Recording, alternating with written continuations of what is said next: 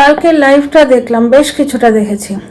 মানে আমার নিজের নিয়ম ভেঙে নিজের স্বভাব বিরুদ্ধ কাজ করেছি। অ্যাকচুয়ালি কাজ করছিলাম রান্নাঘরে, কাল রাত্রির 11টা অবধি টেনেছে আমার সন্ধেবেলার কাজকর্ম। তো পাশে ওটা চালিয়ে রেখেছিলাম, শুনতে শুনতে কাজ করবো আর আমার শোনাটাও হয়ে যাবে। তো লাস্টে একটু ছাড়া অনেকটাই শুনেছি।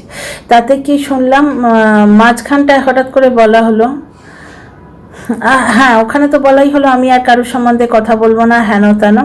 তারপরে বাচ্চার বাবার সাইড নিয়ে বলছি তার সম্বন্ধেও আর কোনো কথা বলবো না, আমার কাজ আমি সমস্ত করে দিয়েছি, আমার যাকে যা দেবার 3টে উকিল দিয়ে দিয়েছে, এগুলো সব শুনলাম।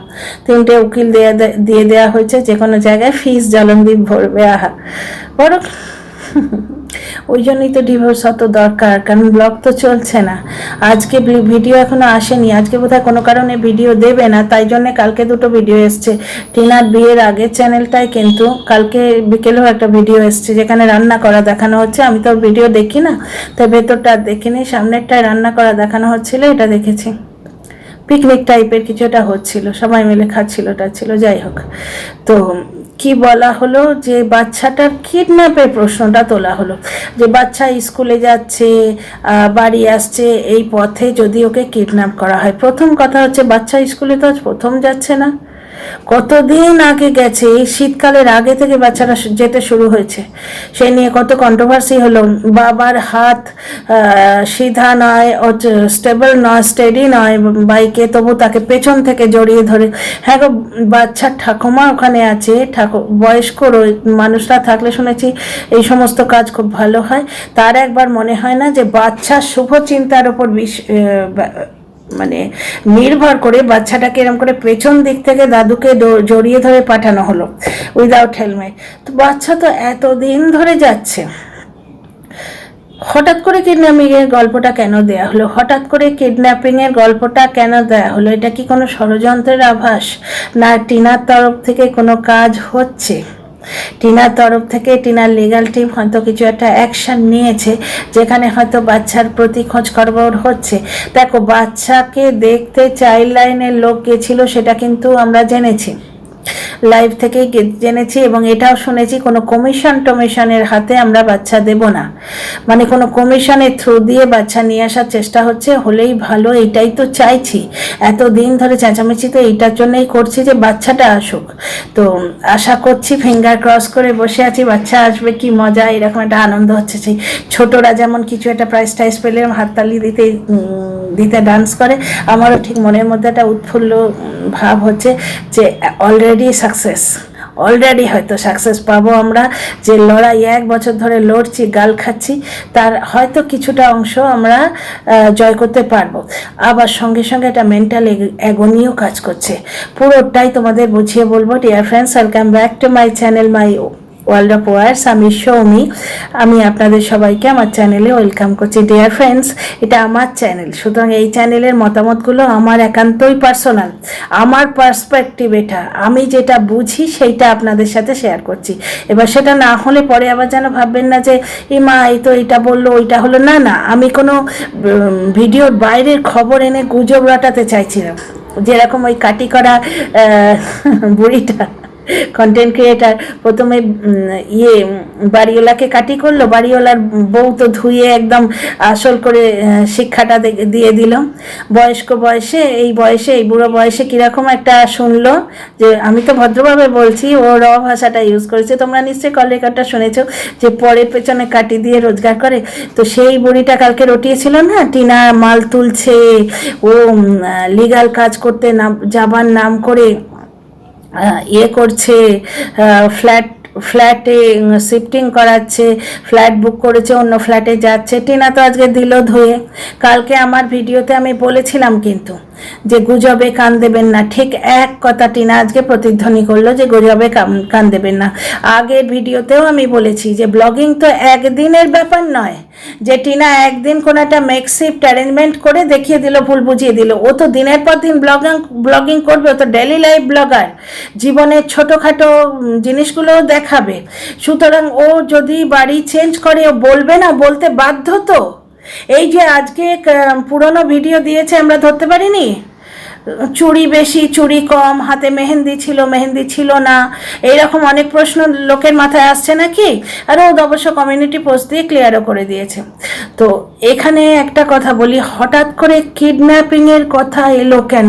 বাচ্চা কি প্রথম স্কুলে যাচ্ছে নাকি? বাচ্চা তো কতদিন ধরে স্কুলে যাচ্ছে, তাহলে হঠাৎ এখন কিডন্যাপ হতে যাবে কেন? কোনো কমিশনের লোক যদি বাচ্চা আনতে যায়, বাকায়দা বাচ্চার বাবাকে আগে থেকে নোটিশ দেবে। যেরকম চাইল্ড লাইন কমিশনের লোক গেছিল, ওরা পালিয়েছিল, বুঝতে পারছো, ওরা পালিয়েছিল দেখা করবে না বলে। বাচ্চার বাবাকে আগে থেকে নোটিশ দেবে। রিকভারির ভিডিওতে আমরা দেখেছি বাচ্চার বাবা আগে নোটিশ পেয়েছে, তো আগে থেকে নোটিশ দেবে। গিয়ে প্রশাসনের লোক মাথা উঁচু করে ওইখান থেকে বাচ্চাকে নিয়ে আসবে। সে চোরের মতো রাস্তা থেকে কেন কিডন্যাপ করবে? রাস্তা থেকে বাচ্চাকে যদি তুলে আনে কমিশনের লোক বা আমি জানি না, কোনো কমিশনের নামে কিছু বলছি না, এটা আবার ভুল বুঝিও না দর্শকদের, কোনো আমার অ্যান্টিপার্টি কন্টেন্ট ক্রিয়েটার। আমি বলছি পসিবিলিটি দুটো, এক বাচ্চার মা বাচ্চাকে নিয়ে আসবে, অথবা কোনো কমিশনের লোক বাচ্চার কাছে যেতে পারে, এই দুটোই পসিবিলিটি। তো কোনো কমিশনের লোক যদি যায় সে তো বাড়িতে যাবে, বাচ্চার বাবার পারমিশন নিয়ে বাচ্চাকে নিয়ে আসবে, আদেশ থাকবে তার হাতে প্রশাসনের। এক নম্বর কথা, বাচ্চার মা 1 বছর ধরে ওয়েট করে আছে। এইরকম বেওকুফি করার থাকলে তো যে রিকভারি ভিডিওতেই সে বাচ্চা করে চাঁচামেচি করতো পাগলের মতো, আমার ছেলে একবার দেখবো, এই ব্যালকনি ও ব্যালকনি, ওখানে ও 5 বছর থেকে এসছে, ও জানে কোথায় কোথায় যেতে হয়, ঢুকতো আর ট্রেসপাসিংয়ের কেস খেয়ে মরতো। কারণ ওখানে তোমরা দেখেছো পুলিশ অফিসার মাথার ওপর দাঁড়িয়েছিলেন এবং বারবার বলছিলেন আপনার জিনিসগুলো নিন না। অন্য একটা জিনিসে হাত পড়লে ওরা অবজেকশন করছিল। একটা ছোট বাক্স বাচ্চার মা নিতে যাচ্ছিল, বাচ্চার ঠাকুমা টেনে নিল, বাচ্চার গিফট করে টেনে নিল। কেন? বাচ্চার গিফটের উপর মায়ের অধিকার নেই? যাই হোক, পুরোনো কথা এগুলো। তো বাচ্চার গিফট পর্যন্ত মা হাত দিলে সেই বাচ্চার ঠাকুমা এইরকমভাবে দাঁড়িয়ে আছে, ওখানে সে জিনিসগুলো দেখছে, অবজার্ভ করছে, চিৎকার বিৎকার করছে, ঠিক আছে। সেইখানে তোমাদের মনে হয় পুলিশ প্রশাসন অ্যালাউ করতো বাচ্চাকে নেওয়ার জন্যে? যেটুকু পারমিশন ছিল মায়ের কাছে, সেই কাজটুকুই মা করতে পারতো। মা যদি একটা কিচ্ছু করতো, যে মানে অন্য ঘরেও প্রশাসনের লোক ছাড়া চলে যেত, ট্রেসপাসিংয়ের কেস হয়ে যেত, জোর করে বাচ্চাকে দেখতে যেত, তখনই কিডন্যাপিংয়ের কেস হয়ে যেত, বুঝতে পারছো? তা দ্বিতীয় কথা হচ্ছে, মা যদি বাচ্চা নেয় সেটা তো কিডন্যাপিংয়ের কেস হয় না, তাহলে মার কথা বলেনি নাকি?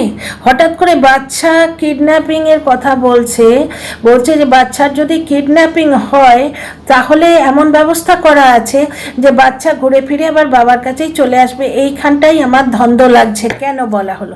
দেখো, বাচ্চার ওপর মায়ের অধিকার আছে, সুতরাং মা যদি বাচ্চাকে কোলে তুলে নেয় সেটা তো কিডন্যাপিং হয় না। হ্যাঁ, একটা পসিবিলিটি থাকে, যেহেতু বাচ্চাটা বাবার কাস্টাডিতে আছে, বাবাকে না জিজ্ঞেস করে মা কিন্তু নিতে পারে না। মা কিন্তু এ ব্যাপারে যথেষ্ট মানে স্টেডি মাইন্ডেড, না হলে বাচ্চার বাড়িতে পৌঁছে গিয়ে মা কোনো রকম হরকত করে না। ওই বাচ্চা মাটা, 24 বছরের বাচ্চা মাটা 124 বছরের দৃঢ়তা দেখিয়েছে, মানসিক দৃঢ়তা দেখিয়েছে। আমি হলেই আমার ছেলেকে কি করতাম ভগবান জানে, হয়তো কেঁদে কেটে হাত পাকাতাম, তাতে না রিকভারি হতো আর না বাচ্চা দেখতে পেতাম, দুটোর কোনোটাই হতো না, বুঝতে পারছো তো? তো পারমিশন যে কোনো কাজে, অফিসিয়াল কাজে যেটুকু পারমিশন থাকে তার গণ্ডির বাইরে যাওয়া যায় না, বুঝতে পারছো তো? সেই রকম ব্যাপার। তো রিকভারির দিন সে বাচ্চা পায়নি, বাচ্চাকে দেখতে অবধি পায়নি, চোখের দেখা দেখতে পায়নি। পরের ভিডিওটাতে এডিটেড ভিডিও ক্লিপ লাগিয়ে দিয়েছিল, প্রথম ভিডিওটা বাচ্চা ছিল না, বুঝতে পারছো তো? তো ব্যাপারটা হচ্ছে, মা বাচ্চাকে নেয় যদি, সেটা কিডন্যাপিং হয় না। মায়ের অধিকার আছে বাচ্চার ওপর, 50% অধিকার আছে, কিন্তু কি বাবার জুরিসডিকশনে, বাবার কাস্টাডিতে বাচ্চা আছে, শোনা বাবার পারমিশন ছাড়া মা নিতে পারে না। এটা মা নিশ্চয়ই জানে, আর মার তরফে যে লিগাল টিম আছে তারাও নিশ্চয়ই জানে। সুতরাং ওই পসিবিলিটিটা মার তরফ থেকে আসছেই না। আর 11 মাস কেন, 1 বছর, 18 আগস্ট না, তাহলে 17 আগস্ট ওকে বাড়ি থেকে বার করে দেওয়া হয়েছিল। টিনা আজকে বললো নিজের ভিডিওতে যে আগস্ট মাসেই আমাকে গৃহহীন হতে হয়, বাড়ি থেকে ওকে বার করে দিয়েছিল। ওরা নিজেরাই তো বলছে গেটে তালা দেওয়া ছিল, টিনা নাকি নোড়া দিয়ে তালা ভাঙবে বলে নোড়া হাতে নিয়ে ঘুরছিল, যেটা আত্মরক্ষার্থে ওর হাতে নিয়েছিল না, সেটাকে ঘুরিয়ে বলা হচ্ছে। তো যাই হোক, তো 17ই আগস্ট ওকে বাড়ি থেকে বার করে দিয়েছিল। মা সারা রাত বসেছিল থানাতে বাচ্চাকে একটু দেখার জন্যে, পায়নি, তাহিরপুর থানায় বসেছিল।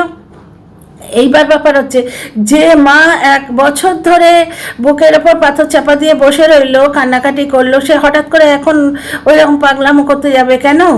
সুতরাং মায়ের তরফ থেকে কিডন্যাপের প্রশ্নটা আসে না। এবং যদি কোনো কমিশনের লোক যায় তারা বাড়িতে যাবে বাবার পারমিশন নিয়ে, বাচ্চার বাবার পারমিশন নিয়ে, প্রশাসনের চিঠি দেখেই তবে নেবে। তাহলে হঠাৎ কিডন্যাপিংয়ের কথাটা এলো কেন? আমি আমার পার্সপেক্টিভটা বললাম। আমার মাথায় দুটো পসিবিলিটি আসছে। আর একটা সবথেকে ভালো গুড নিউজ, যেটা আগের ভিডিওতে তোমাদের হিন্ট দিয়েছি, আমি আগেই বলেছি যে নো ভিডিও বহির্ভূত কথাবার্তা, জিপ দিয়ে চাপিটা ফেলে দিলাম। ভিডিও বহির্ভূত কথাবার্তা বলিব না, কসম খেয়েছি, বুঝতে পারছো তো? সুতরাং তোমাদের যুক্তি দিয়ে এক্সপ্লেন করছি।